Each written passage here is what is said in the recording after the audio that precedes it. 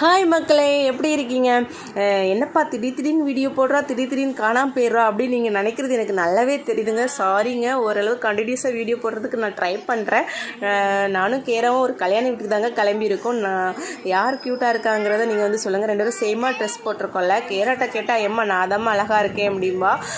இனி சொல்லவே மாட்டாங்க. ஓகே, அடுத்து பூ வாங்கி வச்சுக்கிட்டோம். பூ வச்சோன்னே கொஞ்சம் அழகு கூட தாங்க செய்து. யாருமே அது இல்லைன்னு மறுக்க முடியாதுல்ல.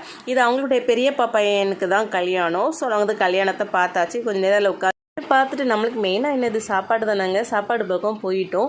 ஸோ இங்கே வந்து ஒரு 5-6 கூட்டு வைப்பாங்க, 5-6 குழம்பு வைப்பாங்க, 2 பாயாசம் வைப்பாங்க, பனானா வைப்பாங்க. இப்படி தாங்க நிறைய வெஜிடபிள்ஸ் ஐட்டமாக தாங்க இருக்கும். ஸோ ஹெல்த்தியான ஐட்டம் கன்னியாகுமரி சைடுனால இதுதான் ஸ்பெஷல். யாருமே இது மறுக்க முடியாது.